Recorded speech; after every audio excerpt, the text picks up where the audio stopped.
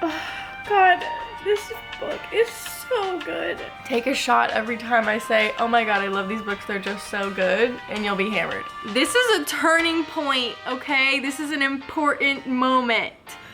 5 stars. 5 stars. I have never felt more like an addict going through withdrawals than I do today, ever in my entire life. It's here. I knew this was going to happen, but it's still horrible. When it comes to me reading, I really truly have no chill whatsoever. So if you thought that this was gonna be some cutesy little reading vlog, you are on the wrong channel. Hello, here's what's gonna go down. In this reading vlog, I am going to read the Hunger Games trilogy, full spoilers, sharing quotes, sharing details, letting you know everything that's going on. Then I'm going to read Ballad of Songbirds and Snakes because I like to do things in publication order. And that's gonna be spoiler free, and I'm going to read it, and then I'm going to give a little bit of a spoiler section at the end, which you can skip over if you have not read it. Then I'm gonna read Sunrise at the Reaping, and that's gonna be completely spoiler free because it just came out this week. And yes, I am retroactively filming this intro just because I needed to warn you of a couple of things. There's going to be a slight spoiler section at the very end for Sunrise at the Reaping. You will go on this journey with me. There will be a lot of laughter, a lot of joy, a lot of tears, a lot of pain, just a little bit of everything. So I just wanted to say that in the trilogy, if you may or may not remember, because for me, I forgot, because it had been over 10 years since I read the books for the first and second time, because yes, I read it and then immediately read it again. There are some spoilers for Haymitch's games in book number 2. However, are they spoilers, or is it just what the Capitol wanted people to know? Because the reason that we find out what happens in Haymitch's games is because, let the spoilers begin, if you haven't read the original trilogy, click away now. Peeta and Katniss need to do some research on their fellow tributes and victors because of the Quarter Quell. So they end up watching Haymitch's games, but they watch the Capitol edited version. So take from that what you will. Obviously, Sunrise on the Reaping goes into a lot more detail, goes into the subplots, goes into Haymitch's head, what's going on. It's a roller coaster. Anyways, that's what's gonna go on in this video. I really hope you enjoy all of what this video has to offer. I'm sorry, but I'm not sorry how long it is, and please have a wonderful time. I'll see you at the end. Okay, it has officially begun. My third reread of the Hunger Games trilogy. I honestly feel like I kind of forgot how intense it is just right off the bat in terms of like, obviously I know that there was exposition and stuff and that it's a pretty politically charged series.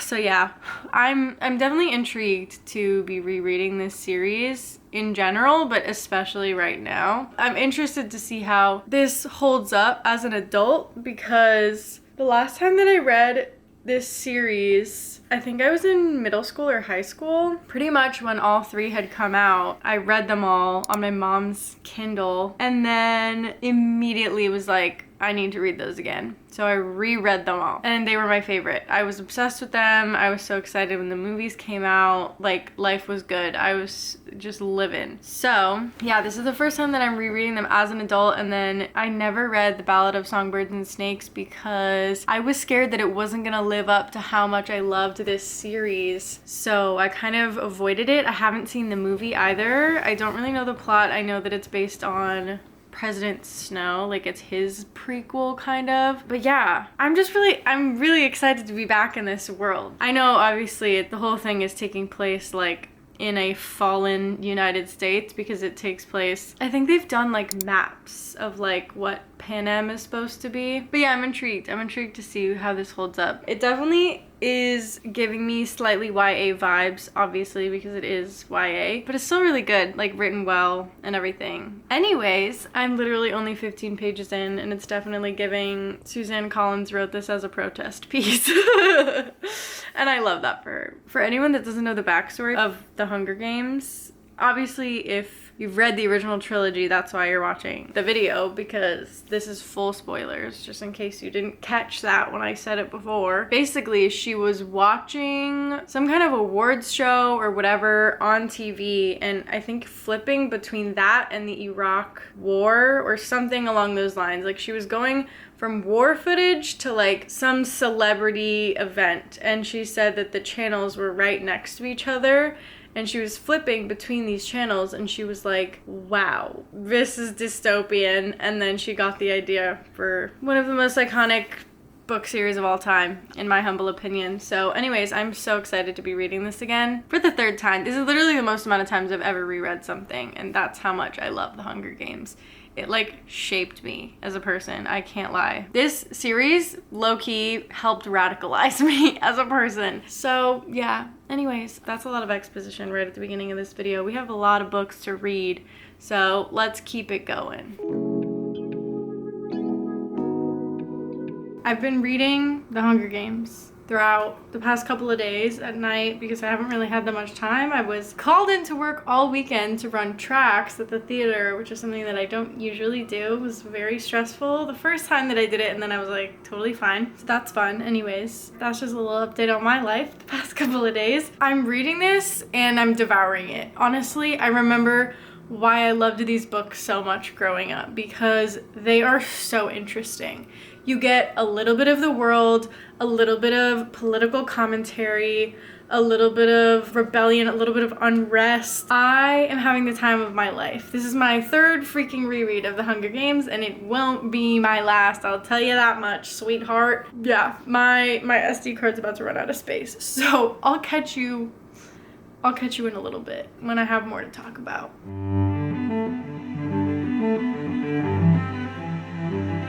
I just had a dance class, but before the class, I got to the part where Rue comes into the picture, and honestly, I need to just take this home and finish reading the book because I need to go sob in the freaking safety of my own home. I can't even look at her name without tearing up. I love her so much. I'm gonna be crying when she dies, even though I know it's coming. I'm already 56% of the way through the first book. And yeah, I've been tearing through it. It's just so good. It's obviously easy to read because it's in the mind of like a 16-year-old girl. And also like, wow, I always forget that she's 16. That's crazy.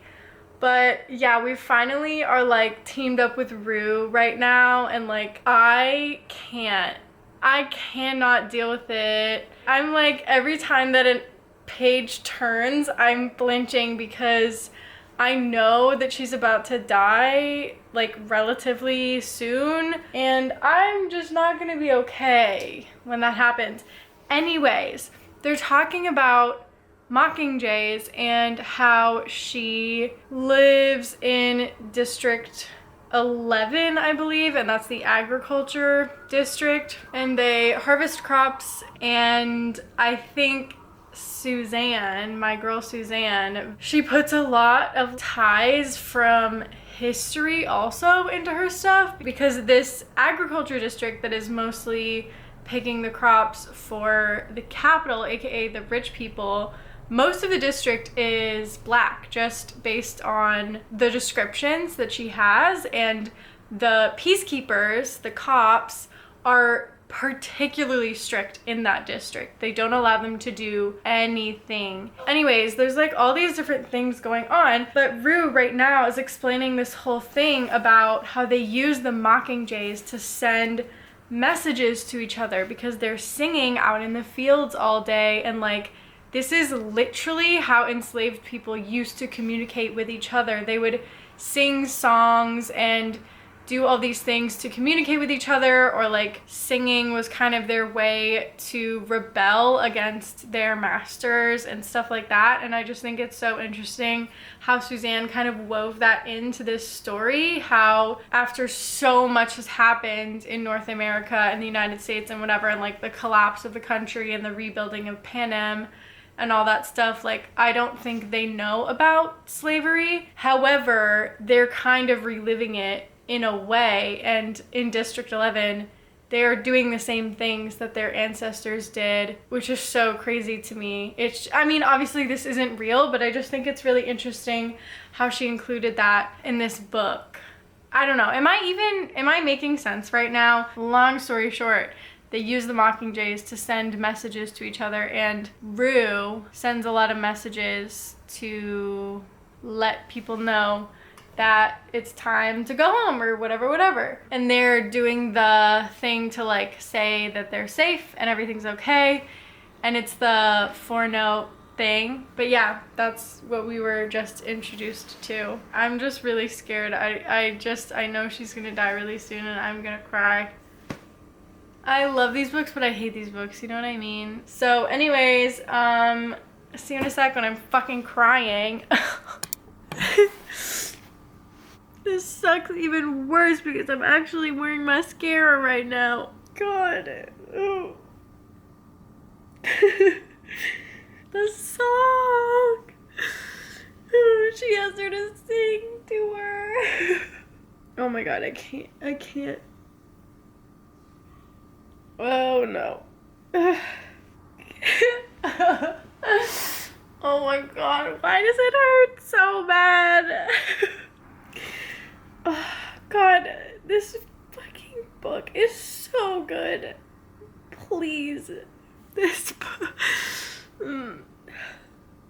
I can't stop looking at Rue, smaller than ever, a baby animal curled up in a nest of netting. I can't bring myself to leave her like this, past harm, but seeming utterly defenseless. To hate the boy from District 1, who also appears so vulnerable in death, seems inadequate.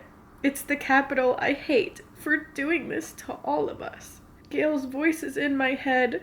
His ravings against the capital no longer pointless, no longer to be ignored. Rue's death has forced me to confront my own fury against the cruelty, the injustice they inflict upon us. But here, even more strongly than at home, I feel my impotence.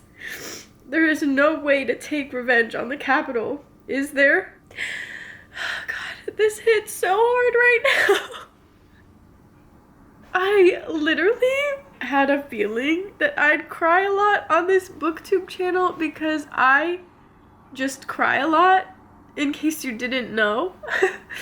Which you probably wouldn't, because why would I just cry while I'm cleaning my house? If I was, I probably wouldn't film it because I'd be having a really fucking bad day. But like, when I tell you, I cry so much when I'm reading books, especially if they're sad. Okay, last part, and then I need to just stop crying at the camera. Then I remember Peeta's words on the roof. Only I keep wishing I could think of a way to show the capital they don't own me. That I'm more than just a piece in their games. And for the first time, I understand what he means. Shut the fuck up, I'm trying to have a moment. I want to do something right here, right now, to shame them, to make them accountable, to show the capital whatever they do or force us to do, there is a part of every tribute they can't own. That Rue was more than a piece in their games, and so am I. And then she fucking puts flowers around her and has a nice burial for her. I love the Hunger Games series so much. God, okay, I need to go. See you in a bit. Finding out that if they're from the same district, they can win together. We're on part 3. Let's freaking go. She found Peeta and they're in the cave and she just kissed him for the first time. I am Team Peeta. 100% I am Team Peeta.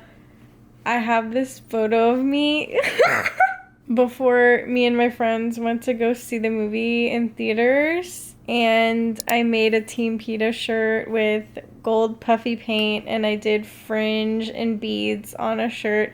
It is like so aggressively of the time that this movie came out. Iconic, honestly. It's just the funniest picture ever to me. That's just all to say that I've been Team Peeta since the start. And if you're Team Gale, I respect your opinion and I respect your choice, but you're wrong. Team PETA all the way. We love PETA. We love PETA so much. Okay, they're still in the cave, but now they're talking about haymitch and his games.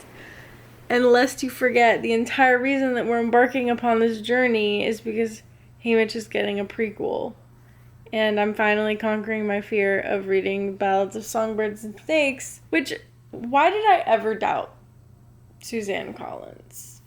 Anyways, I just read the little blurb for it because I forgot about the fact that his games were a quarter quell and there were double the amount of contestants. 48 people. Crazy. Anyways, it is 11:30.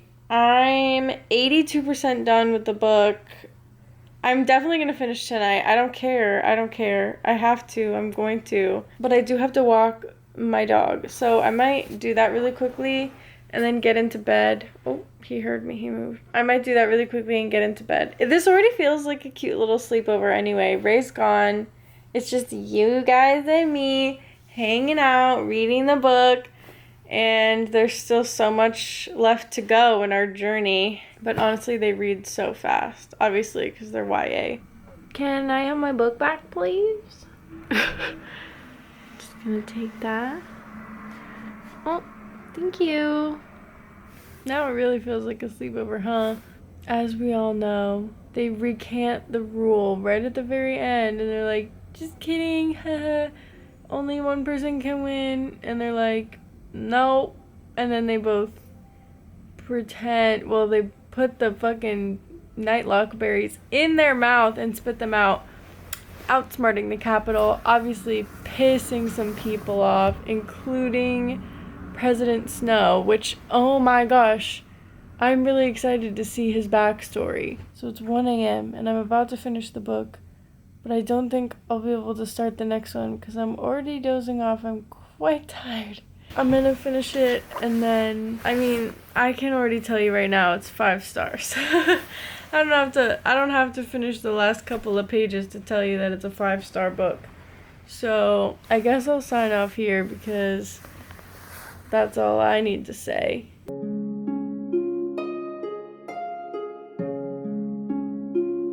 Good morning. It's the next day. I've started the book. I'm 6% in. It starts out right before they do the victory tour 6 months later, I think. And President Snow has come to visit Katniss in her house. He's like, girl, I see right through your bullshit. He says, whatever problems anyone may have with the Capitol, believe me when I say that if it released its grip on the districts for even a short time, the entire system would collapse. And she says, it must be very fragile if a handful of berries can bring it down.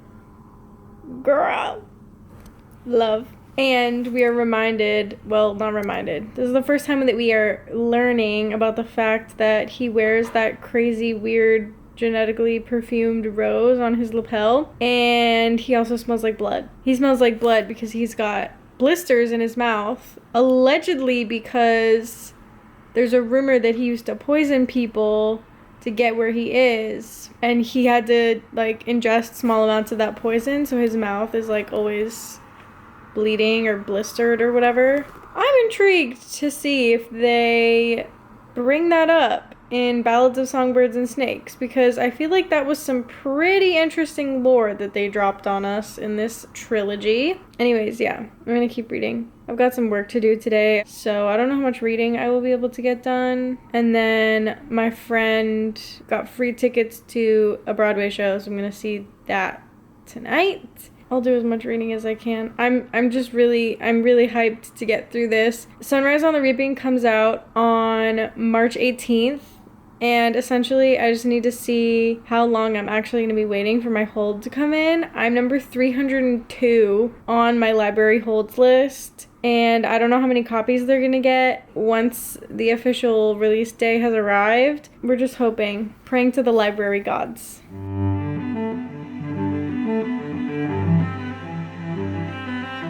Okay, I just had to go into work and I was reading during the rehearsal. That's pretty much all I can say. that's pretty much all I can say. I love this book so much. There were so many quotes that I was reading that I was like, wow, this is so deep. This is so good. This is so topical. This feels so relatable, so real right now. And yeah, it was really wild. Like, there's just so much that she's saying about, like, the way that things are, the way that the government treats you, the way that, like, cops are being deployed on us and blah, blah, blah. Like, these books are so much, like, just a huge F you to the system, basically. Like, this is a huge stick it to the man kind of book series. And I kind of love how Katniss is not quite sure if she's brave enough to be a person leading this revolution. She's, like, scared of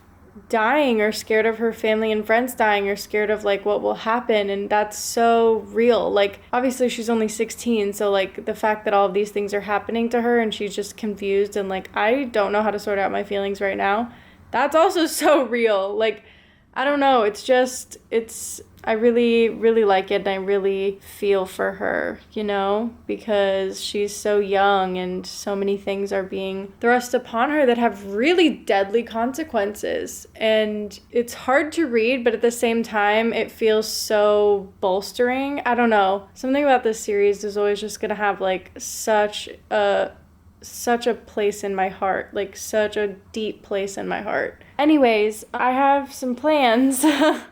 Gonna go see a show after just being at work. So I came home to walk flip and I've gotta go again. I've gotten called into work so much recently, which is so awesome because I love my job at the theater. However, it has given me no time to do YouTube stuff, so everything is kind of on the back burner right now, which is fine. Unfortunately, sometimes I just have to put my theater job above YouTube. If they call me in, I have to just go because it pays my bills. Anyways, that's the slight reading update for now. I'm just gonna keep reading. Like, I'm just gonna keep tearing through these books because there's just a lot going on in my life right now, like personal life. So I think this book series right now is just kind of a salve, a balm to my soul at the moment, and it feels very comforting. It's like a warm blanket. So I'm just gonna keep reading, and I know for a fact that Sunrise on the Reaping is going to destroy me. Like, it's gonna rip my heart out and stomp on it.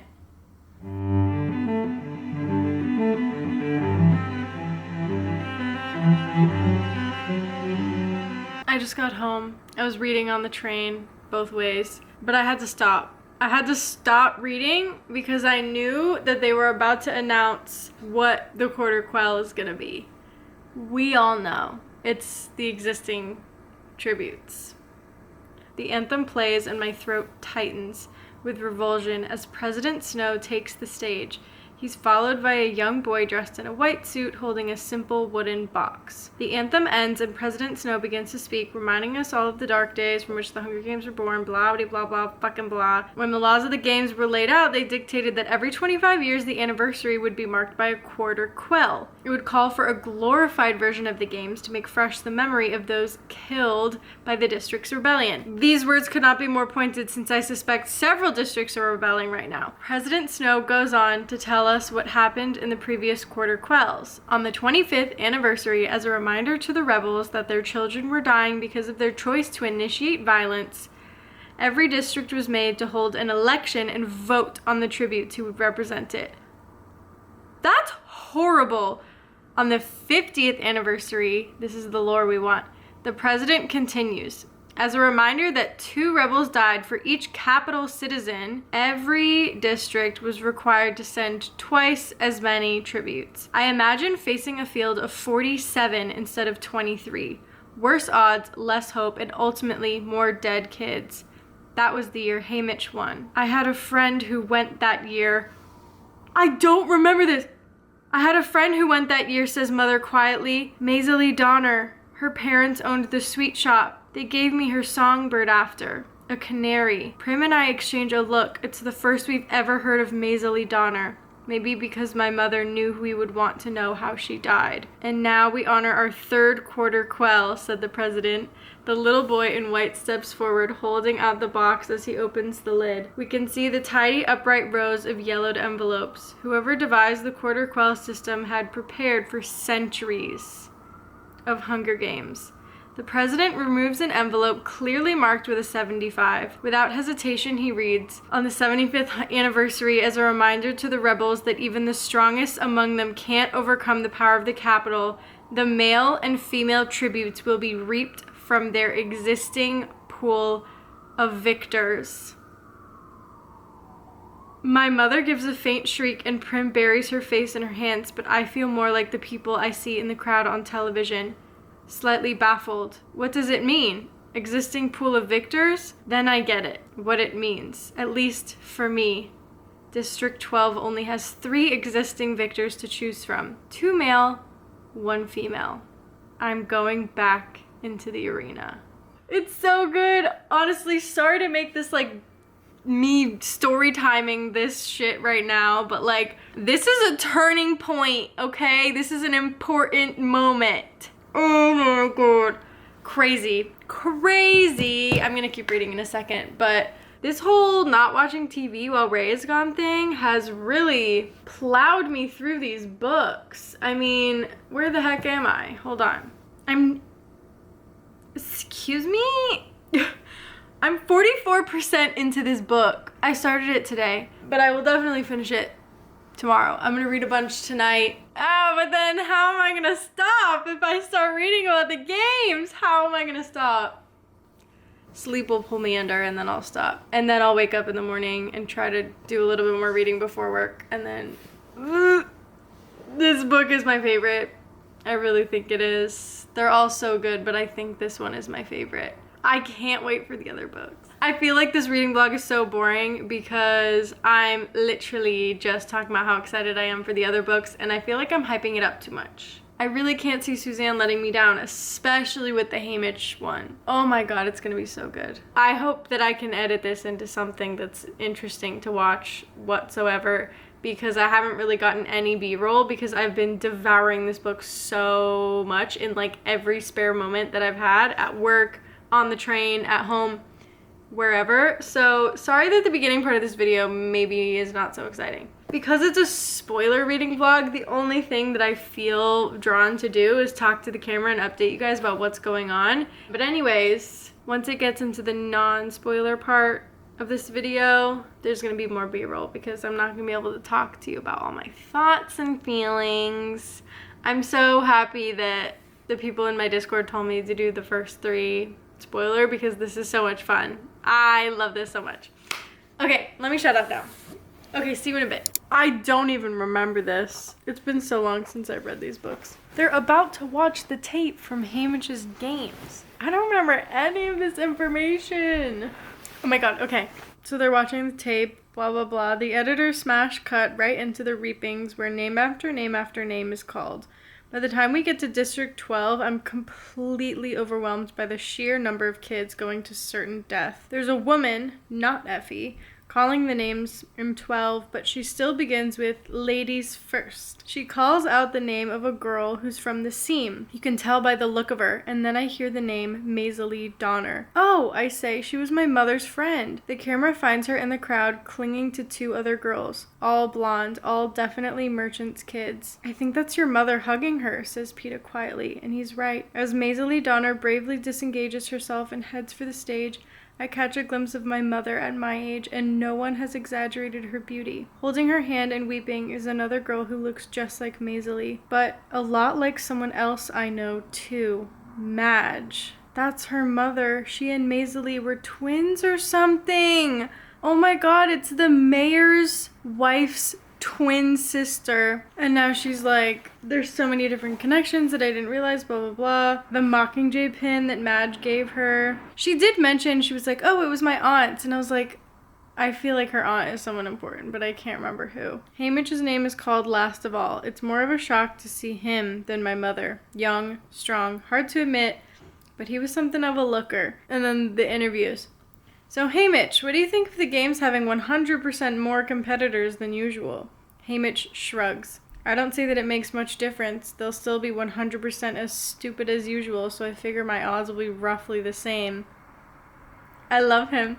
The audience bursts out laughing, and Haymitch gives them a half smile. Snarky, arrogant, indifferent. He didn't have to reach far for that, did he? I say. Now it's the morning. I don't even remember this at all! Oh my god, this is making me so excited for the freaking book! Now it's the morning, the games begin. We watch from the point of view of one of the tributes as she rises up through the tube from the launch room and goes into the arena. I can't help but give a slight gasp. It's the most breathtaking place imaginable. The golden cornucopia sits in the middle of the green meadow. An aerial shot shows the meadow stretches for miles. Far in the distance, in one direction, there seems to be a woods, in the other, a snow-capped mountain. The beauty disorients many of the players because when the gong sounds, most of them seem like they're trying to wake from a dream. Not Haymitch, though. He's at the cornucopia, armed with weapons and a backpack of choice supplies. He heads for the woods before most of the others have stepped off their plates. 18 tributes are killed in the bloodbath that first day. Others begin to die off, and it becomes clear that almost everything in this pretty place, the luscious fruit dangling from the bushes, the water and the crystalline streams, and even the scent of the flowers, when inhaled too directly, is deadly poisonous. Only the rainwater and the food provided at the cornucopia are safe to consume. There's also a large, well-stocked career pack of 10 tributes scouring the mountain area for victims. 4 days in, the picturesque mountain erupts into a volcano that wipes out another dozen players. And then Haymitch just keeps going. He just keeps going and going and going. He's been walking straight opposite the mountain for, like, the whole time. The career is about to slit his throat when a dart drops him to the ground. Mazily Donner steps out of the woods. We'd live longer with the two of us. When they finally do make it through that impossible hedge, using a blowtorch from one of the dead career's packs, they find themselves on a flat, dry earth that leads to a cliff. Far below, you can see jagged rocks. That's all there is, Haymitch. Let's go back. No, I'm staying here. All right, there's only 5 of us left. May as well say goodbye now anyway. I don't want it to come down to you and me. Okay, he agrees. That's all. He doesn't offer to shake her hand or even look at her, and she walks away. He skirts around the edge of the cliff as if trying to figure something out. His foot dislodges a pebble and it falls into the abyss, apparently gone forever. But a minute later, as he sits to rest, the pebble shoots back up beside him. Haymitch stares at it, puzzled, and then his face takes on a strange intensity. He lobs a rock the size of his fist over the cliff and waits. When it flies back out and right into his hand, he starts laughing. That's when we hear Mazily begin to scream. The alliance is over and she broke it off, so no one could blame him for ignoring her. But Haymitch runs for her anyway. He arrives only in time to watch the last of a flock of candy pink birds equipped with long thin beaks skewer her through the neck. He holds her hand while she dies, and all I can think of is Rue and how I was too late to save her too. Maybe I shouldn't be reading out this entire thing if people want to, like, go into the prequel a little bit, wanting to feel excited about it. Good morning. I'm still reading, of course. I'm 63% of the way through. Most of it is genuinely because of what I read this morning. We have Finnick here with his sugar cubes and whispering into Katniss's ear. And Joanna Mason with her little tits out. Wyrus and Beatty being the crazy little inventors they are. We love. And Mags, oh my god, the old lady from Phoenix District. And then the fact that they went in for their training sessions. Peeta painted a picture of Rue, and Katniss wrote Seneca Crane on a dummy and put a noose around it.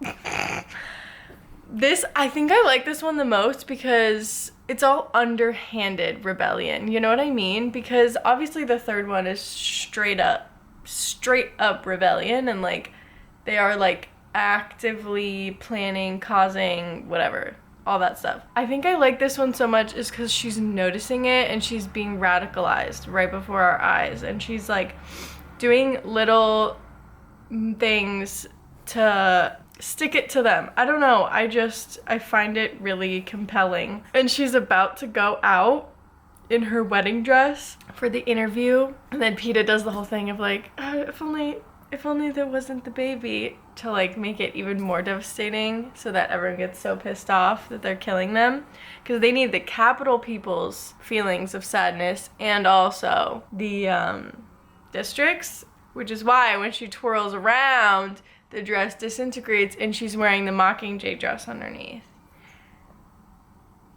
Absolutely the coolest thing ever. Such a big F you to President Snow and all that shit. I'm sure that I'll finish this book today. I've been absolutely storming through it. I just love this series so much. Each book has really genuinely only taken me like a day or two to read, because also they're so short and so easy to read, but also I can't stop reading them. Take a shot every time I say, oh my god, I love these books, they're just so good, and you'll be hammered. I'll see you in a bit. I know it looks like I haven't done anything since I started this vlog besides sit on this couch and read, but that's not true. I've been sitting on this couch reading, in my bed reading, at work reading, on the train reading. I'm 96% into this book, and I started it yesterday, ? I'm literally losing track of time. I've been in to work like 15 times in the past 1 week since I freaking started this, but I don't care. I need to finish reading this book. We are right at the part where Katniss is like figuring out something is not right, something weird is going on. She's separated from Peeta. Oh no, this book is gonna destroy me. Even though I already know what happens. She literally just had the click moment of like, I do know who the enemy is, and it's the Capitol, it's President Snow. I'm gonna shoot my arrow at the chink in this force field and bring the whole motherfucker down. And then the Capitol is gonna take Peeta and they're gonna hijack him. So Katniss has to love him enough for the both of them, even though he was doing that before. They literally cannot catch a fucking break. Their love story sure is circuitous, but anyways, let me read right now. I'm so nervous. Oh my gosh. There was a plan to break us out of the arena from the moment the quell was announced. The victor tributes from 3, 4, 6, 7, 8, and 11 had varying degrees of knowledge about it. Plutarch Heavensbee has been for several years part of an undercover group aiming to overthrow the Capitol. We are currently on a very roundabout journey to District 13. Meanwhile, most of the districts in Panem are in full-scale rebellion. Haymitch stops to see if I'm following, or maybe he's done for the moment. It's an awful lot to take in, this elaborate plan in which I was a piece, just as I was meant to be a piece in the Hunger Games, used without consent, without knowledge. At least the Hunger Games, I knew I was being played with. My supposed friends have been a lot more secretive. Oh my god. I still don't understand why Peeta and I weren't let in on the plan. Because once the force field blew, you'd be the first ones they'd try to capture, and the less you knew, the better. The first ones. Why? I say, trying to hang on to the train of thought. For the same reason the rest of us agreed to die to keep you alive. We all know this. Sorry, I'm just like reading the book at this point to y'all because you know the whole meme of like everything is important sort of thing. So you just like, this is what the book looks like in my head because it's all so important. Like I just highlight the whole thing. It's taken a lot of energy not to just highlight everything. So yeah. Oh god, it's so fucked. Oh, Peeta. Finnick goes, I wish, he's talking about Annie because they're gonna use her against him too. I wish she was dead, he says. I wish they were all dead and we were too. It would be best. Gale. Oh no. Oh no, oh no, oh no. I keep mixing up the endings of these books because just like so much shit happens and there's like a twist and then another twist at the end.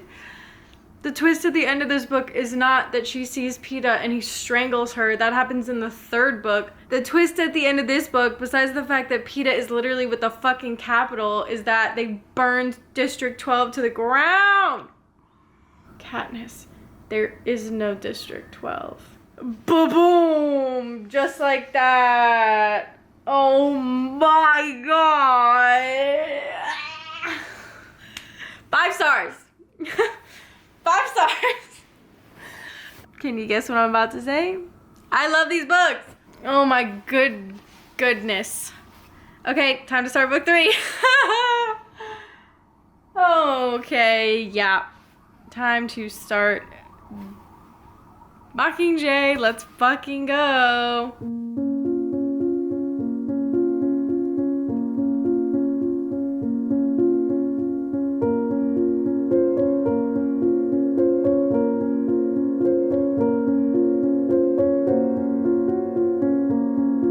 I bet you're sick of me on this couch by now. Okay, Mockingjay update. I literally don't feel like I've been talking to the camera at all during this book. I feel like I've been doing a horrible job of reading vlogging.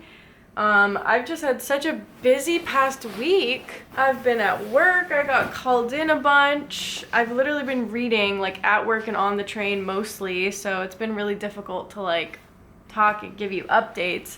To be fair, I feel like the first half of Mockingjay, not that much goes on. I could pretty much sum it up in like a few sentences. They go to District 13 and live there now. Katniss decides to be the Mockingjay and Peeta is still trapped in the Capitol. That's literally it. That's literally it. So yeah, Peeta just did the whole thing where he like warned them and was like, dead by morning, like that whole thing. Now, District 13 actually owes him because he warned them and I don't know what they're gonna do. Well, I do know what they're gonna do. They're hijacking him right now.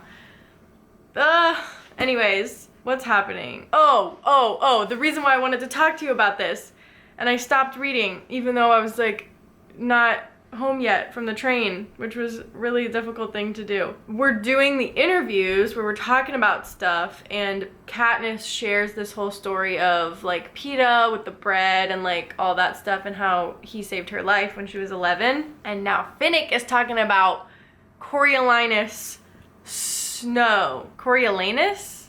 Have I been saying it wrong this whole time? Coriolanus. Of course there's anus in his name. Stinky ass. Anyway, he's talking about the poison and all that stuff. So this is interesting. Finnick is talking about it because basically he was like, yeah, so I was a victor, blah, blah, blah, whatever. And then he was kind of just like selling my body because I was valuable and otherwise he was gonna kill the people that I loved. So he's gonna like spill all the secrets right now. Such a young man when he rose to power, such a clever one to keep it. How, you must ask yourself, did he do it? One word. Poison. Finnick goes back to Snow's political ascension, which I know nothing of, and works his way up to the present, pointing out case after case of mysterious deaths of Snow's adversaries, or even worse, his allies who had the potential to become threats.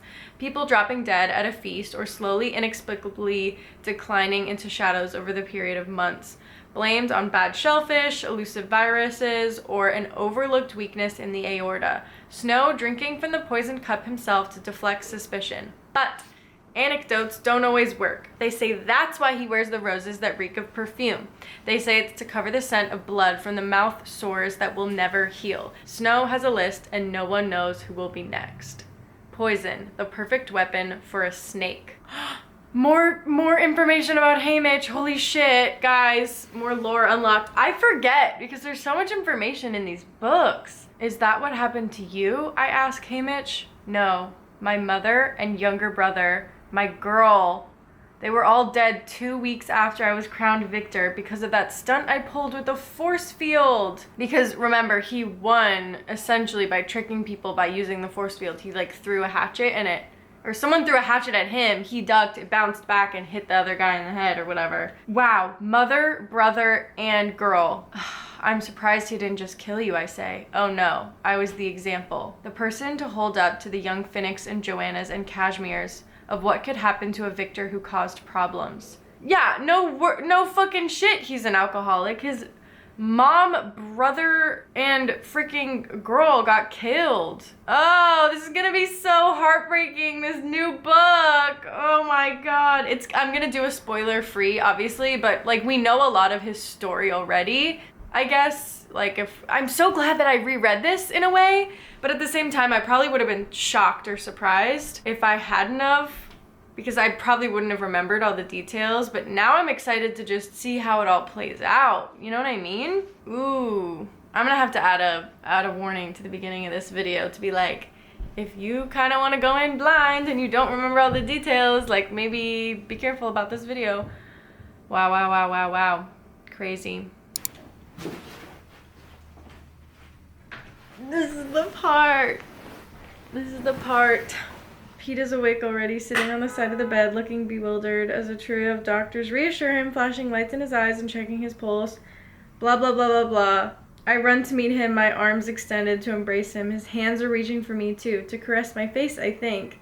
My lips are just forming his name when his fingers lock around my throat. As soon as she convinced Snow that she loved him, that was exactly the ammo that he needed to use PETA against her. And then the rest of this is so heartbreaking because he's like relearning the truth. I'm 53% of the way through this book. They just bombed and avalanched the mountain in District 2 that has all the intelligence for the capital and stuff and like military operations. And I think it's really interesting how Suzanne comes at all of this because she has a lot of nuance in the way that she's explaining like what everyone's thoughts and feelings are, because Katniss is like literally reliving the trauma of like losing her father in the mineshaft accident, and like how she's done the same thing to all the people in there, even though they're actively funding and destroying her and like everyone else, because she's like, I can't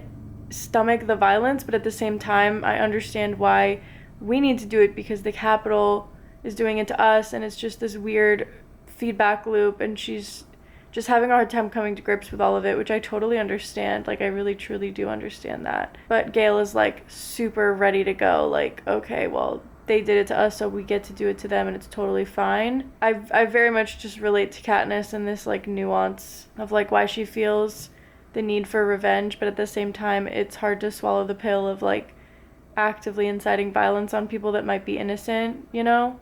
So it's a really interesting book. Like, it's very nuanced, very interesting, and I love how multifaceted Katniss is. She doesn't really know all of her feelings and thoughts all the time, and doesn't force herself to like process them all at once because it's really overwhelming. Like, I relate to her a lot in that way. And like when I was 16 or 17, it was a mess. Like, my head was a mess, and it's so hard to figure out what you're feeling and thinking during that time. And like now PETA is like hijacked and like doesn't love her anymore. She's just like going through the ringer right now. Little Katniss. I love her. She's one of my favorite characters ever, honestly. Love the nuance that it has and that it's trying to say, while also being super like, let's freaking go rebellion. It feels very topical in a lot of ways. And now they're having a wedding for Annie and Finnick, and they're airing it on television. And she says, the satisfaction of having Snow watch me dance with my little sister reduces other feelings to dust. And I think that's the most important thing about rebellion, is still finding and having joy, because that is something that no one will ever be able to take from you, is your ability and capacity to experience joy and happiness. And I think that that's so important when fighting for any cause. And yeah, I just wanted to mention that because it's so important. Feeling joy and experiencing that even when things are hard and times are bad, people are struggling, anything is really, really important. And I just want to remind everyone of that. Hello, we are in the Capitol, in the sewers right now, underground. PETA and Katniss have officially started playing Real or Not Real. And this is definitely my least favorite of the trilogy, but that doesn't mean I dislike this book. It's just my least favorite out of the three. And I know that Finnick is about to die in like arguably the most unceremonious way, and it's so upsetting. I also am just not a huge like, when it comes to like if there's war in books or like tactical stuff in books, that's when my brain kind of turns off, because I don't find war books interesting. I can't relate. I don't enjoy talking about war strategy or whatever. So for me, when that shows up in books, that's kind of when my brain kind of checks out a little bit, which is why I think this is my least favorite out of all of them. I also feel like, not to say that I dislike this book, again, it's just my least favorite in the series. But yeah, I'm interested to like read the ending again, because I feel like every time I read this book, I get deja vu and I don't remember what happens. But then again, maybe that's because not a lot happens in this book. 77% of the way through, I feel like we're finally getting to the meat and bones of like what's about to happen. I know Finnick is about to die, and then they're gonna go stay in like the basement closet of that person that changed their body to look like a tiger or something. I don't know. I feel like Suzanne really uses that whole like they do plastic surgery and they look crazy thing to like really highlight the fact that a lot of rich people get a ton of plastic surgery and don't even look like people anymore, while the rest of us are just like out here. I'm gonna keep reading a little bit. I don't know if I'll finish tonight or not, but that's all for now. Okay, we're here live with Flip. I think I'm out of focus, but it doesn't matter because he's the star of the show right now. Where are we? Where are we, Flip? We're in the Capitol. We just got out of staying at Tigress's place, the lady that has all the stuff. You know, she looks like a tiger. I'm so mad about Finnick's death. I'm still holding a torch for Finnick forever, because justice for Finnick, honestly. The way he just like gets less than a paragraph explained of his death and we just have to run and move on just like that. Unreal. It's very upsetting. That's the one thing about this book that I'm like, wow, Suzanne. So anyways, besides that, you know, we're still chugging along. I think there's not enough and too much happening at the same time, if that makes any sense. And we don't really get as much time to breathe in between or like get deep into like the moments or her thoughts or feelings about stuff necessarily. I don't know, I feel like this one's a bit more detached from her emotions just because she's obviously gone through so much trauma and we're in her perspective. But I feel like there are certain aspects of it that were stretched out for no reason and then other aspects that were rushed through for no reason. I feel like for me, the pacing of this book is its greatest weakness. But obviously the content is still really interesting. So anyways, I'm gonna keep reading the ending because we're nearly at Snow's mansion. They're like going out into the crowds of people and kind of seeing what happens. But anyways, let's keep reading. Okay, so Prim is dead. Then they got Snow. She talked to him in the rose garden, whatever. And then when she was gonna go kill him, she went, just kidding, and killed Coin instead, the president of District 13, who was just kind of gonna step in and become the president of Pan Am now. But it's like, girl, if you're not a dictator, then why are you not holding a fucking election? But whatever. Anyways, I really don't know how to feel about this one. I feel like the ending is not that satisfying. But then maybe that's the point, you know? I feel like Finnick and Prim died so unceremoniously. But then again, maybe that's the point. I don't really know. They're like, we don't know what to do with you now that the whole everything is fine. Because your only job was like being a rebel or whatever. We only need you if there's another war. And then like as a joke, she was like, haha, Plutarch, are you planning another war? And he says this, which also feels very topical. He said, oh, not now. Now we're in that sweet period where everyone agrees that our recent horrors should never be repeated. But collective thinking is usually short-lived. We're fickle, stupid beings with poor memories and a great gift for self-destruction. Alright, I'm gonna finish the book, come back to you in a moment, and then holy shit, starting Ballad of Songbirds and Snakes. This video is gonna be so freaking long unless I can figure out how to cut it down. But at the same time, I don't care. I like to yap, and you're still here, aren't you? So clearly it's fun for you too. Okay, this is the last page of the book. I know this would have happened anyway. That what I need to survive is not Gale's fire kindled with rage and hatred. I have plenty of fire myself. What I need is the dandelion in the spring. The bright yellow that means rebirth instead of destruction. The promise that life can go on no matter how bad our losses. That it can be good again, and only PETA can give me that. So after, when he whispers, you love me, real or not real, I tell him, real. So sweet. Anyways, I don't know what to rate this book actually. It's definitely not a 5-star book.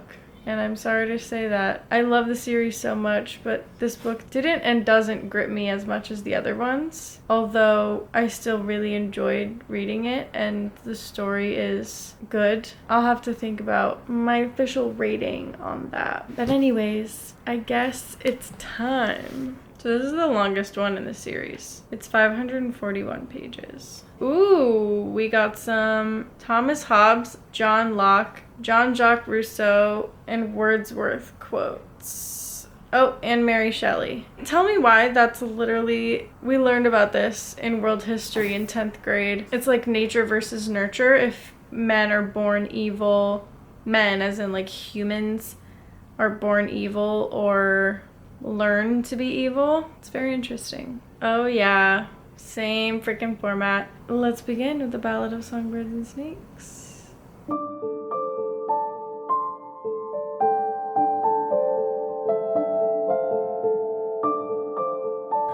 Anyways, this is the beginning of the non-spoiler part of my vlog. I will give my general thoughts and reactions as I do on a regular non-spoiler reading vlog, and then I'll do a little spoiler section at the end. I will obviously get back to you once a little bit of the groundwork has been laid and I see what's going on in the book. I'm 25% of the way through Ballad of Songbirds and Snakes, and it's very interesting so far. I don't know if it'll really show us the downfall of like why he becomes so bitter, but finding out a little bit more about his upbringing is very interesting because it's not at all what I expected. And also finding out some more things about like how things are. Tigress is his cousin. Do you remember the lady that like hid Katniss, Peeta, Gale, the little maybe Cressida? I don't remember who was still alive at the very end during the rebellion in Mockingjay, but Tigress, that's his cousin, and they grew up together. They were raised by their grandmother. Yeah, so this is taking place during the 10th Hunger Games, where they still hadn't really figured everything out, but they're doing like capital mentors instead of district mentors, because obviously there's only been 10 Hunger Games and they haven't really figured out the system yet. They're trying to figure out maybe like, oh, well, maybe people can bet and maybe people can send food to the contestants and whatever. I don't really know how it works if they're just in like a giant arena. But anyways, yeah, it's very interesting, like seeing where things started out, because they're very much still in the phase of like trial and error.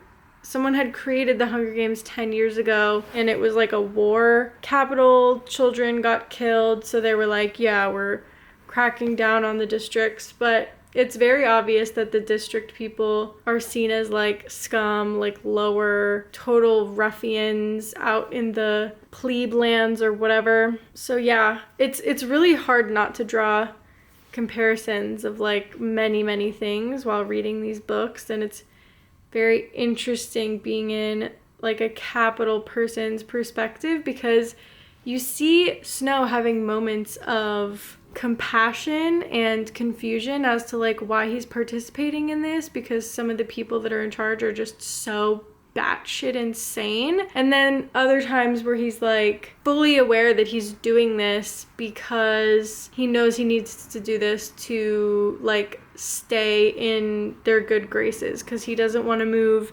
50 blocks away and become like irrelevant and whatever. Yeah, it's really interesting. A lot of nuance in this book, and I'm having so much fun learning more about the beginnings of Hunger Games. I know a lot of people said that this book, I was reading a couple reviews, a lot of people said this book was kind of boring and that there wasn't much to it, but I love the original trilogy so much that finding out any kind of lore or history about the Hunger Games, the Capitol, Snow, like all of that, for me is extremely interesting. I won't say any more about the plot because that's like the concept of the story, I guess.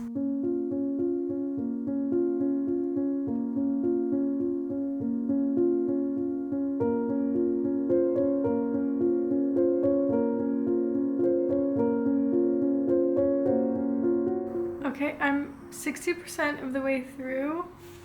And yes, all I do in my free time is just sit on this couch and read. I do have some editing to do in a bit, and I have to film a video, but I just ate lunch, so I'm just chilling. I had a really slow start this morning because I stayed up super late last night reading.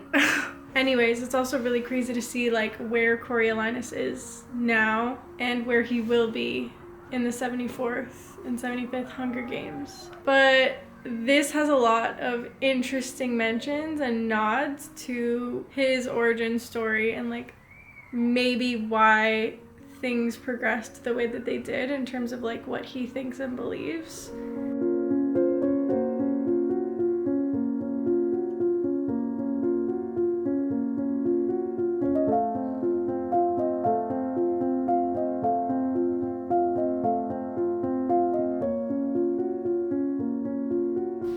Hi, look at me. I'm sitting somewhere else for once in my life.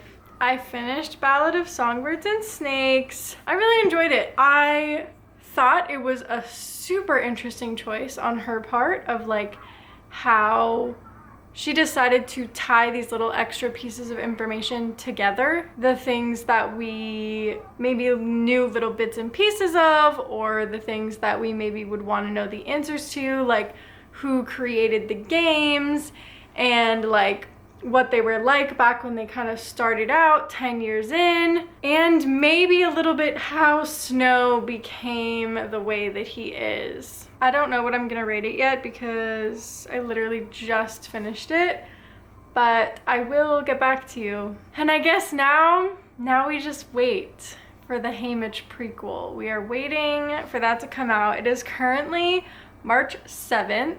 It comes out in 11 days. I have a library hold on it. I'm 294th in line out of 783.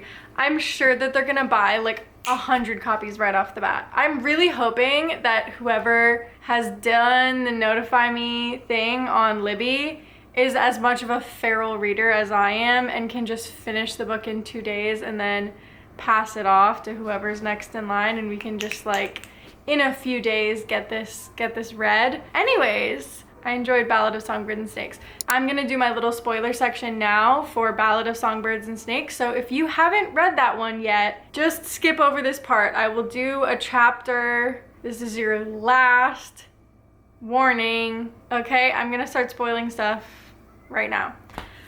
Okay, he fell in love with the tribute that he was helping out. What the hell? But also I was like, there's no way that this is gonna work because she's like a true rebel and he is such a freaking capital sympathizer. I was like, there's literally no way. And he is now gonna be trained up right underneath head cuckoo McCocoa Puffs in charge. And his dad helped come up with the idea for the Hunger Games as an assignment? Crazy, crazy, crazy, crazy, crazy. I thought that the little nods to a bunch of other things were really interesting, but yeah, he's starting his little internship as the game maker, which makes sense because he's very much like, we need to control the districts because without us, they don't know what to do, and without us, they would be so lost, blah, blah, blah, whatever. Like, oh my God. It's very interesting to see his little snippets of morality, but then how just a couple of choices here and there like changed the entire ass trajectory of his life. It's really interesting how he hated the mockingjays even then when he found out about them, and that all the songs that fucking Katniss was singing in the arena and around and doing all her shit, all things that Lucy wrote, which he was like, oh yeah, she'll just fade out into like anonymity. Nobody will even remember who Lucy is. But guess what? All of her songs are still there in the seam because that's where she lived, in District 12. And of course Katniss was from District 12. Of course she was from the seam. Of course she knows all the songs that Lucy Gray wrote because she grew up in the same place that Lucy Gray's family stayed. So good. I'm just loving the little teasy notes and hints. Also, Tigress is his cousin. Clearly, we have no idea what happened with like their falling out, but something did happen. I genuinely wonder how many more books she's gonna write, like to give us more stories about stuff. But anyways, I liked the little nods. I liked the little tiny morsels of information. Call me a broken record, but I'm real excited to see what the fuck is gonna go on with Haymitch's Hunger Games. I don't know if Snow is going to be like a head game maker for these games, or maybe he'll be president already. I don't know. I think that's all. I think that's all I want to say. Okay, we're done spoiling things now. I'm so excited to see Haymitch's Hunger Games and see all the other little details come to light.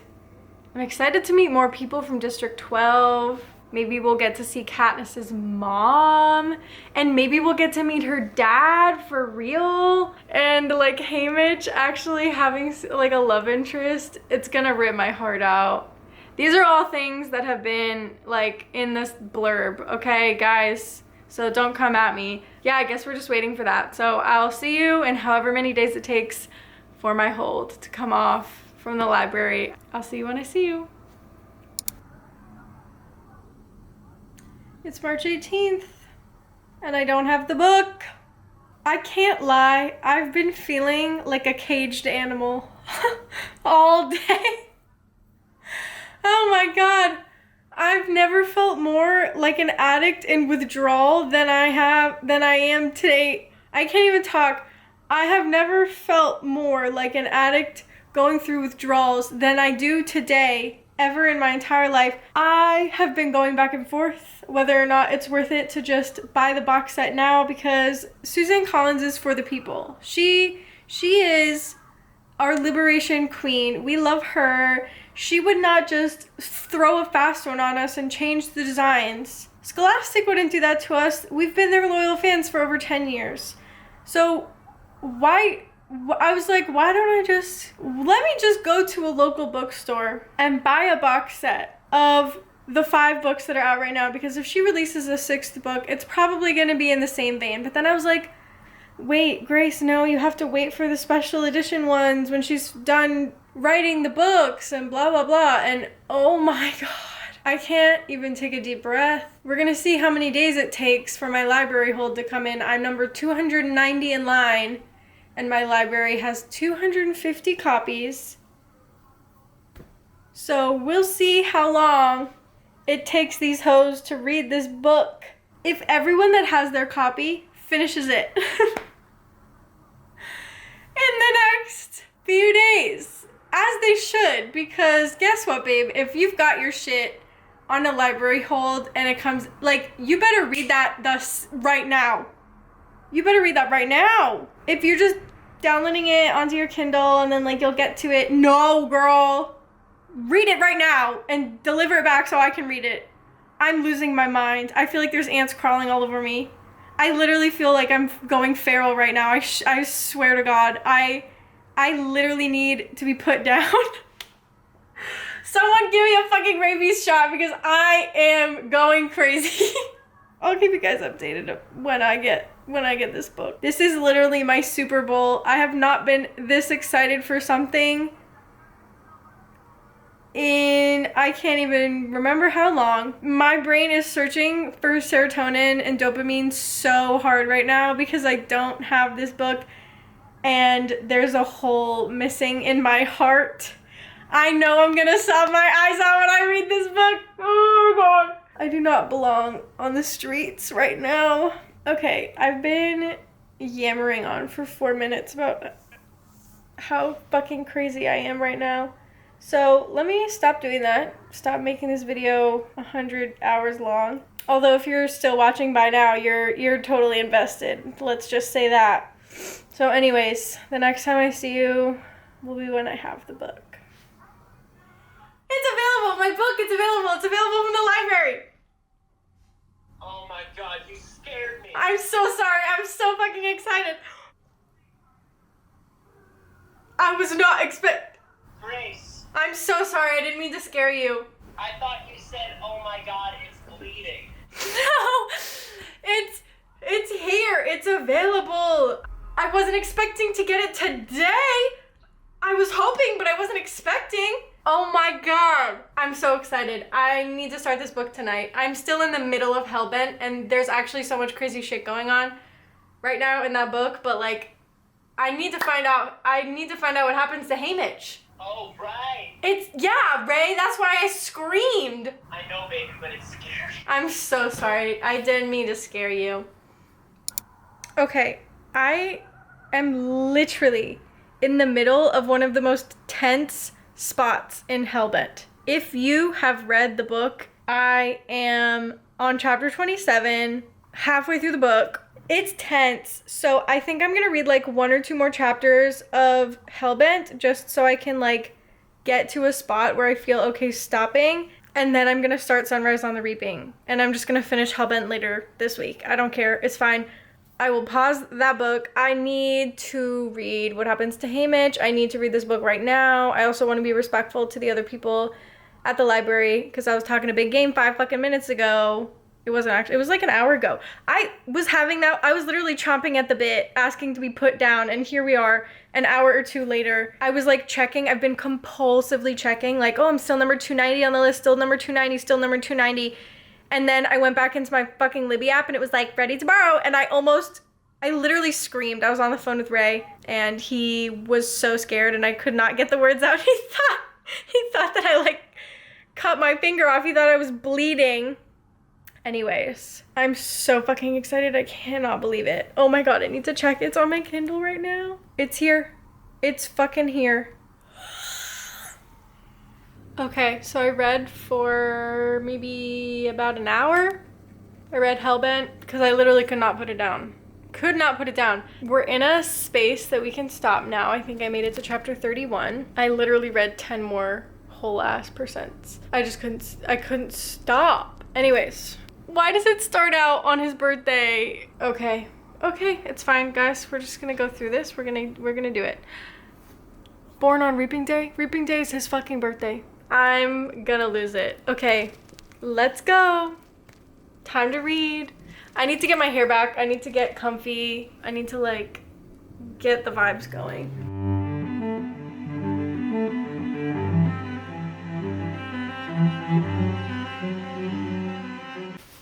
We are tucking in. We are comfortable. Our hair's out of our face. If you think I'm emotionally ready to read this book, you're crazy. I feel unhinged right now. This is not gonna go well.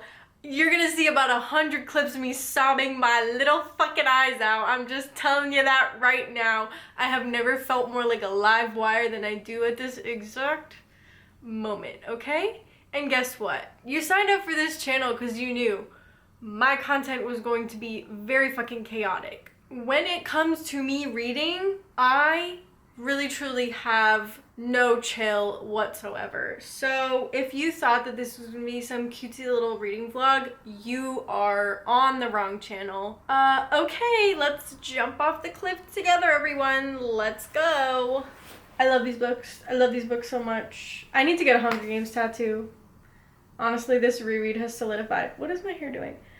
This reread has solidified that fact. I don't care what it is. It needs to be something semi-related because, girl, this series changed my life. Really, truly. I've never loved books the way that I've loved these books.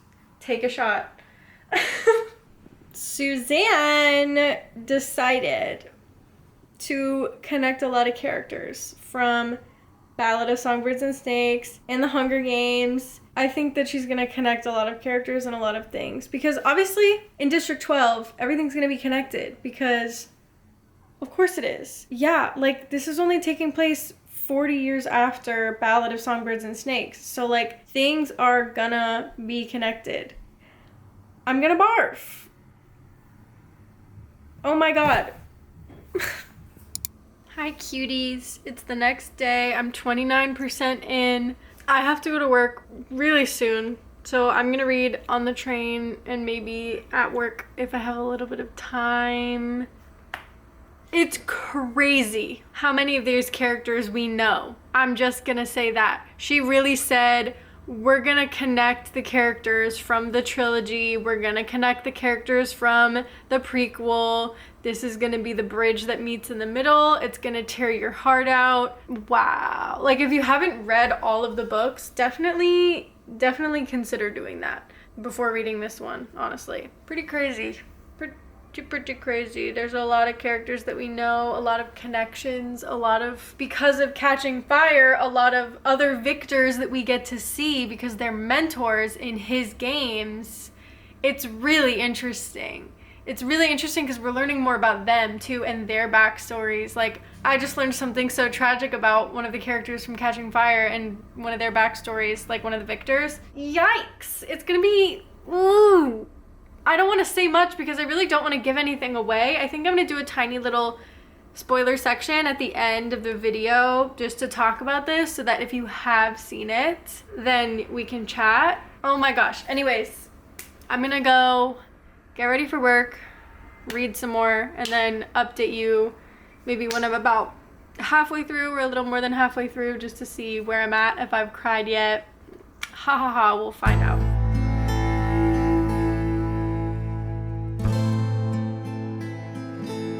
Hello, I'm back from work. I sure did read. I read on the way there, I read a little bit there, and I read on the way back, and I read while I was eating dinner.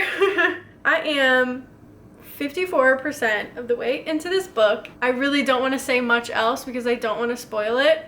However, if you watched this earlier part of the video, you do know a fair amount of the details that happen in Haymitch's games. You know, we're getting more context, we're getting more backstory, we're getting more of the details, the inner workings of what went on that we only saw like at face value when Peeta and Katniss were rewatching the games during Catching Fire. However, I'm happy to report that this book, for sure, out of all of the 4 that are published right now, is the most like Catching Fire. And as we all know, that one is my favorite. So I'm having a great time. I love how much she is weaving together all the books. Honestly, it's so much fun. Like, seeing characters that we know is so much fun. Like, all this stuff. I read a couple of the reviews. A lot of them are just like, I'm gonna go scream now. Like, okay, I'm never gonna get over this. I'm just gonna cry for 1,000 years.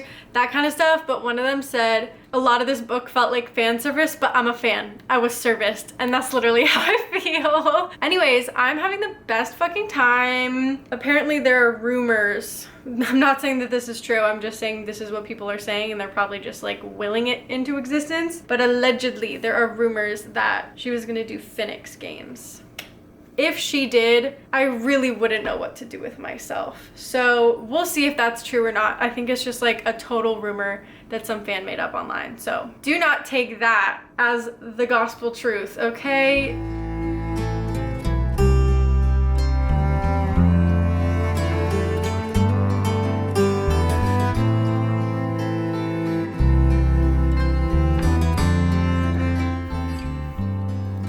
Okay, good morning. Hello, we're back. It says that I've got less than an hour and a half to go in terms of reading. So let's just finish it. I'm just gonna finish it right now. Whew, okay, let's freaking go. Let's read. I'm just assuming that the rest of this is gonna be pure pain and misery. So let's see. Oh no, he's back in 12. This is not gonna be good.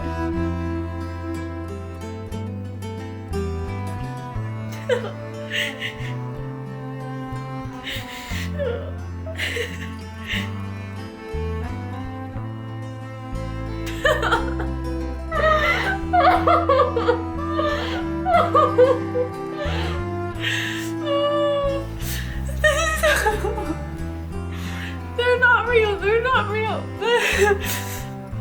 I knew this was going to happen, but it's still horrible. My head hurts. Oh my god. Oh no. Wait a second. Hold on. I know where this is going. Oh my god. No. Oh no.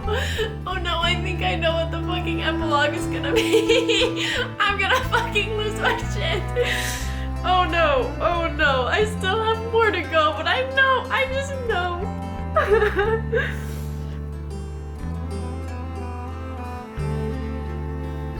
Oh no. I knew it. I was right.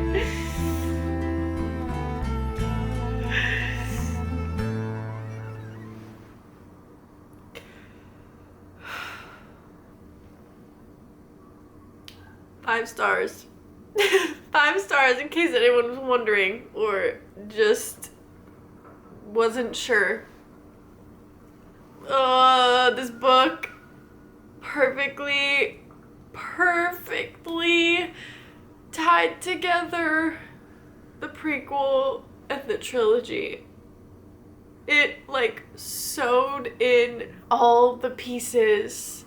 We got to know more about some of the characters that we didn't get to hear about so much in Katniss's story, and we got to hear more about people in Ballad of Songbirds and Snakes, and everything is just so beautifully connected. Fucking District 12, dude. I really don't know what to do now. I'll come back to you in a bit. I need to like take a shower, drink some water, touch some grass, I don't know. I'll be back in a bit. I guess I promised a spoiler section. If you would like to skip this, you can skip this chapter. Don't listen to this if you haven't read Sunrise on the Reaping.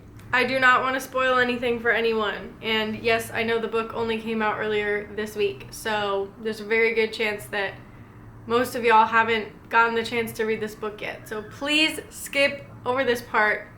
This is your last warning. Okay, what the fuck? Where do I even start? There's so many characters. There's so many characters that we got to see again. From Ballad of Songbirds and Snakes, we've got Tam Amber, we've got, who else? We've got so many other people. We've got Lenore Dove Baird. Haymitch's fucking girlfriend is a Covey. Of course she is. Of course she is. And so is Katniss's dad. Of course he is. I was reading Ballad of Songbirds and Snakes and I was like, how much do you want to bet that Katniss is related to the Covey? How much do you want to bet? I was right. Anyways, yeah. Her dad's name is Burdock and was one of Haymitch's best friends. Of course he was. Of course he was. Oh my god. What else? Oh my god. Drusilla, the person that's like the old Effie, I just for some reason picture her as Meryl Streep. So I wonder who they're gonna cast as that. That doesn't matter, but it's just something that popped into my head that I thought I should share. Plutarch's on the scene as a young kid. Oh my god, what if, they're probably gonna have, in the movie that comes out later this year in November, they're probably gonna have his son play him. Philip Seymour Hoffman, he passed away before Mockingjay, and his son is an actor, so they'll probably have the son play him. Anyways, oh my god, what else? Wirus and Mags are the mentors, and oh my god, Beatty, he's the mastermind. He's been an OG rebel from day one, and they sent his son to the Hunger Games. Yeah, what the fuck? This was crazy. This was absolutely crazy. And he just has the same, like, he's the OG Katniss, you know what I mean? Like, he was sent into the games to be like, okay, you need to destroy the games. Plutarch helped him, all this shit. Unbelievable. There's so many quotes in this book that are just like, Suzanne had something to say and she was gonna say it. Yeah, she was like, okay, this is fucked, this is fucked, this is fucked. Let's turn our brains on, everyone, and have a moment. Oh my god, this book was so good. And then the ending, girl, the ending, no. The ending, I can't even say words. I can't even say words. I cannot even say words. The fact that he gets home, the fact that he gets home and doesn't even get to say hello to his mother and brother before he finds out that they've burnt up in a fire. And he fucking feeds Lenore Dove a poisoned gumdrop. Oh my god. And you realize a second too late. Why are all these books Romeo and Juliet? in disguise. Like literally all of them. Ballad of Songbirds and Snakes, Hunger Games, freaking every book in the Hunger Games, they're all fucking Romeo and Juliet. Oh my god. And this one. Ugh. And then the fucking epilogue, please.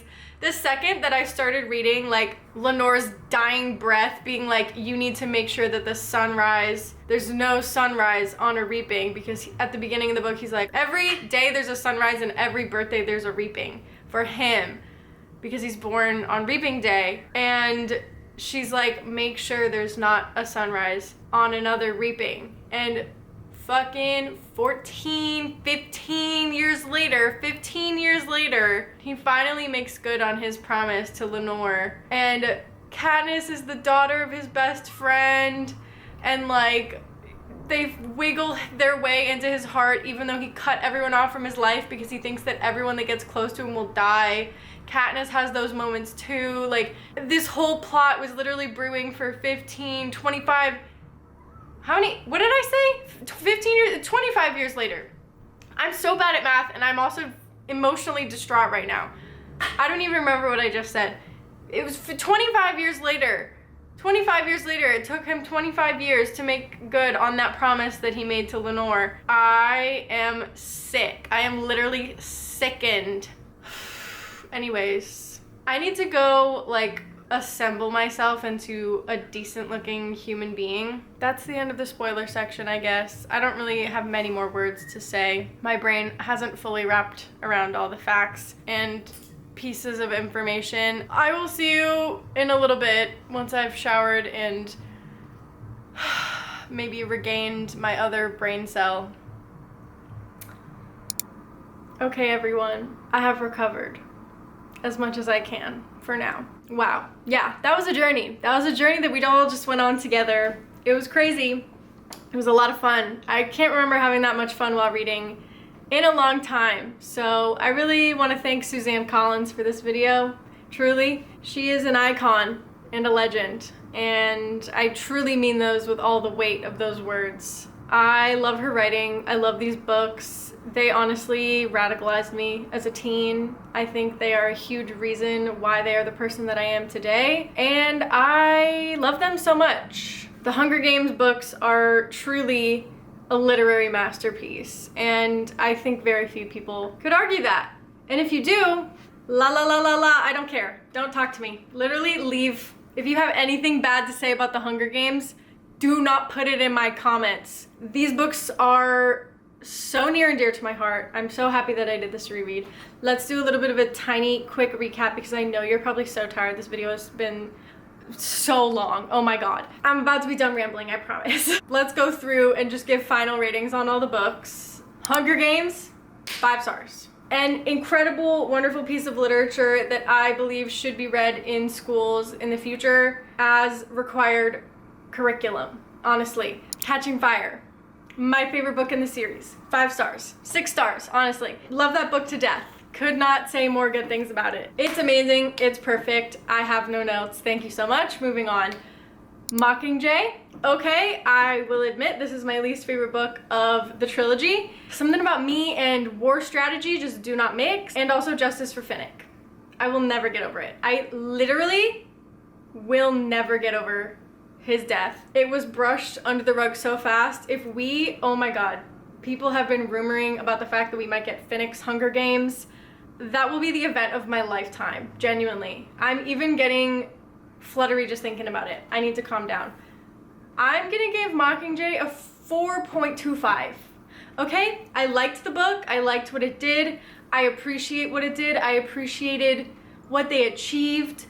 For some reason, at the very end, it just feels very vague. And I understand that we're in Katniss's perspective and like she's falling apart mentally. However, it doesn't feel as satisfying as I would have 100% wanted it to. But that's just my thoughts. I still think it was a fantastic book. 4.25 is still a good rating. Anyways, moving on to Ballad of Songbirds and Snakes. I thought this was a really interesting book. I thought it was cool how we wove in a couple of threads from the original trilogy. And I'm gonna give this one a 4.25 stars also because I really liked it. I liked being in Snow's perspective. I liked the nuance, but I also liked that you can see just how deep and just how sinister brainwashing can really take a person, and how a couple of perhaps dodgy choices can really completely change the trajectory of your life in a very unsavory way. Sunrise on the Reaping, 5 stars. As you know, I just said it 5 minutes ago. You literally just heard me sobbing my eyes out and say that it was a 5-star book, because in fact it is. This book perfectly wove together everything. All the books that she's written in the Hunger Games universe, the trilogy, the freaking prequel, everything was woven together so expertly. Yes, like that one person said, it might have been like a tiny bit fan servicey, but again, I say I am a fan and I was serviced. I don't care. Obviously, there's gonna be coincidences. They're all from District 12, okay? The Forgotten District. The runt of the litter. Where else do you expect a freaking rebel to come from? They are getting the bottom of the barrel, guys, okay? And it's a small district. Like, the people that live there, of course they all know each other. It's like, there's not that much going on. Anyways, I thought it was beautiful. I thought it was fantastic, the way that they wove everything together. Oh my god, haymitch. My heart is breaking. Oh my god. Okay, yeah, fantastic. Wonderful time. I cannot recommend enough, if you have not read Sunrise on the Reaping yet, to do a reread of the other books. It makes the experience 50 times better. I swear to God. You can read it and still think that it's a fantastic book and you will still get so much out of it. However, all the tiny little details, if you read all 4 books that she has out or published or whatever, it will make your experience so much better. I personally think so. Yeah, fantastic, wonderful time. I love Suzanne Collins. That's really all there is to say. I can't believe this video is ending. This has been such a labor of love. I don't want to leave the Hunger Games universe. Like, I do, but I don't, because it feels very like this could happen to us in like 100 years sort of thing. But it's really interesting seeing a fascist leader, President Snow, and living in this country right now. And that's all I'm gonna say about that before I have the urge to jump out of a window. But it's interesting. It sure is interesting. There's a lot of parallels to a lot of things going on in the world right now, not just in this country. But anyways, long live the Mockingjay. I love Katniss. I love Suzanne. I love haymitch. President Snow can choke on his own blood and die. Oops, wait, he already did. Haha, don't care. I need to calm down. These are not real people. This is fake. It's all fake. Don't worry, Grace. It's okay. I obviously get very attached to characters. I think the reason why is because I know things like this happen in real life, and I think that's why I feel so strongly. I just feel a lot, okay? When I read, I cry. That's just what happens. This is the first time, literally since I reread Hunger Games, that first time in 2012 or 13, that I have reread a book, and I had so much fun. I'm so excited. I never thought that I would be like a rereader because there's so many good books out there, but I love rereading books that I love. You know what I mean? And that's something that I'm really excited about doing a bit more this year. Make sure that the comments are spoiler free for the prequels, but feel free to go all out spoiler town on the original trilogy, just to be respectful of people in the comments. Anyways, thanks so much for watching. Love you all so much. Until next time, I'm sending you all my love because we are literally all just trying our best out here. Yeah. Wow. See you later.